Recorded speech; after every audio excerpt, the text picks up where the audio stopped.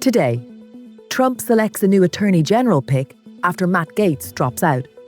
Brazilian police accuse the former president of plotting a coup. Spain's Canary Islands feel the strain of a surge in migrants as the rest of Europe pushes back. And what the Comcast breakup means in the battle between cable and streaming.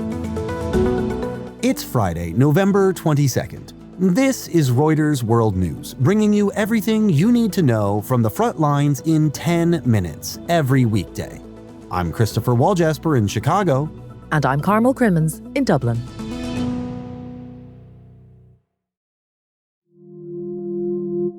Donald Trump has nominated Pam Bondi, the former top law enforcement officer in Florida, to be Attorney General. The president-elect wasting no time replacing his first pick, Matt Gaetz, after the embattled former congressman withdrew from consideration. Gaetz faced stiff opposition from Senate Republicans over allegations about his conduct. Bondi, who was the former Attorney General in Florida, will likely have an easier go at confirmation. Gaetz is the subject of an ethics committee probe into allegations of having sex with a 17-year-old girl and illicit drug use. He has denied wrongdoing. Our US producer, Jonah Green, caught up with politics editor Scott Malone on another busy day on the Hill. So Scott, Gaetz was always seen as kind of a long shot given his profile and his reputation, but what exactly went wrong here? Well, there were a few things. One, he went into this process being perhaps not the most popular man in the Congressional Republican caucus. You might recall that last year he had orchestrated the ouster of Republican House Speaker Kevin McCarthy. That set off several weeks of chaos in the House of Representatives and, probably cost him some friends on Capitol Hill.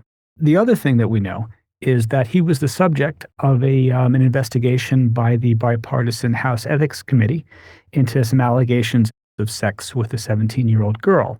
And at the time of his resignation, indicated that they might not release the report because he was no longer in Congress. That, in turn, caused a lot of consternation among Senate Republicans, some of whom said that they did want to see that report and that they could have a hard time voting or making a decision without getting access to that evidence.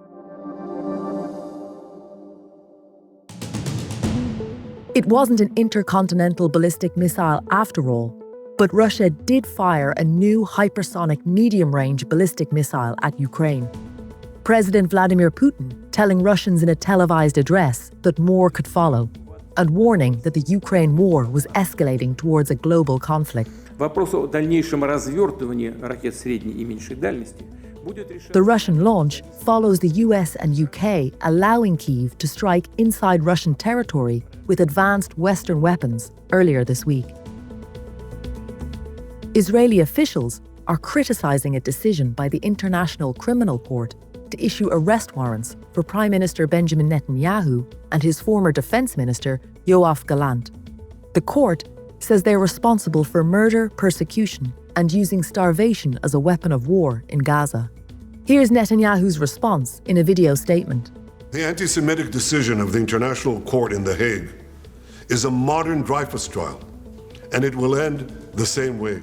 An arrest warrant has also been issued for Hamas leader Ibrahim al-Masri, though Israel says it killed him in an airstrike in July. The ICC's 124 member states will be responsible for enforcing the warrants. Israel and the United States are not members.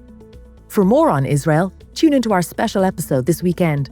We'll take a look at Jewish settler violence against Palestinians in the West Bank, the settlers' cause, and what we know about what Donald Trump's policy towards Israel and the wider Middle East might look like. That pod drops on Saturday.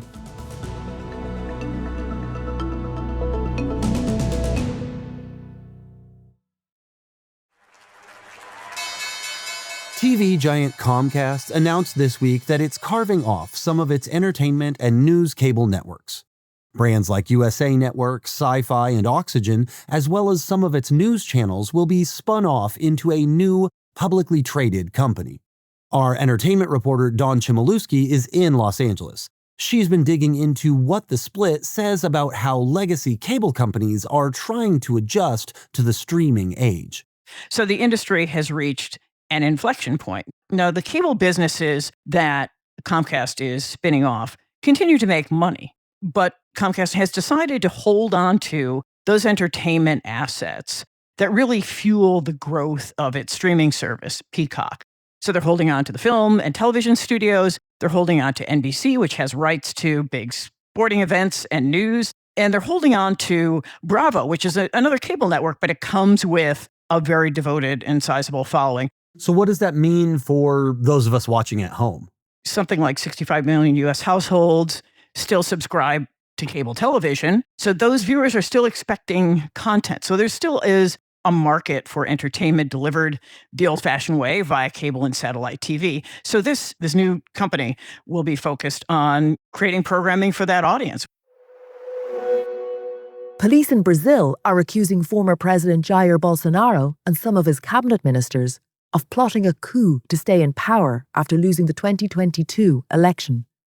The allegations cap a 2-year investigation into events leading up to riots in the capital by Bolsonaro's supporters in January 2023.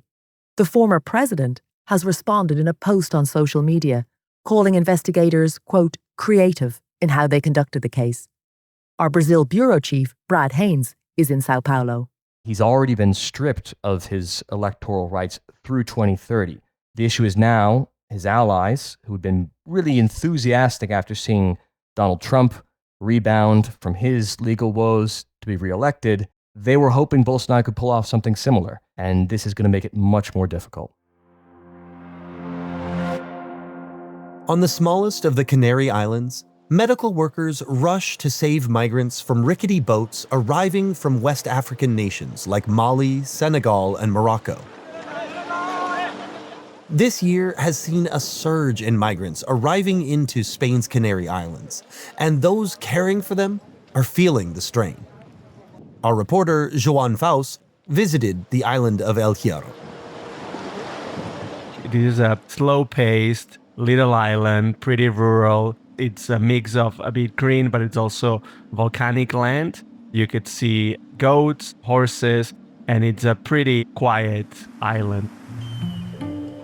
But that laid-back atmosphere has been disrupted recently when this island, that has a population of 11,400 people, has received so far this year almost twice its population. It's true that most migrants are pretty quickly transferred to a larger island nearby, but nonetheless, this has put a lot of pressure on El Hierro. The medical chief of the only hospital in the island, Luis Gonzalez, he's the one that assesses the migrants as they arrive in their boats. And he told us how the staff were growing exhausted, but also how at the same time his staff is very committed to providing as much help as they can to these newcomers. One man we spoke to from Mali could not give us his name because of security reasons, but he told us how he had decided to leave his country due to rising violence. He left his wife behind in Mali, and now he's figuring out what he can do in Europe. The Central Mediterranean is still the busiest irregular migratory route into the European Union, but arrivals have decreased significantly this year compared to the Canary Islands, where they have actually increased 23% so far this year, while overall to the EU have fallen more than 40%, and to Italy, which is the busiest route, more than 60%. Irregular migration only represents between 5 to 10% of all migratory arrivals to Europe, but nonetheless, migration has become a more hot-button political issue. So Spain historically and with the current government still has been, generally speaking, quite welcoming to irregular migrants. But at the same time, the current government is trying to increase the number of deportation of migrants and is also trying to strengthen the relationship with certain West African countries in an attempt for them to better control their borders, so to reduce the number of boats that reach places like the Canary Islands.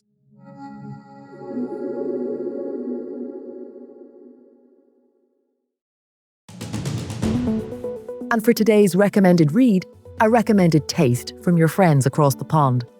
Pie and mash, a favourite of Cockney natives in East London. The pie used to be filled with eels from the River Thames.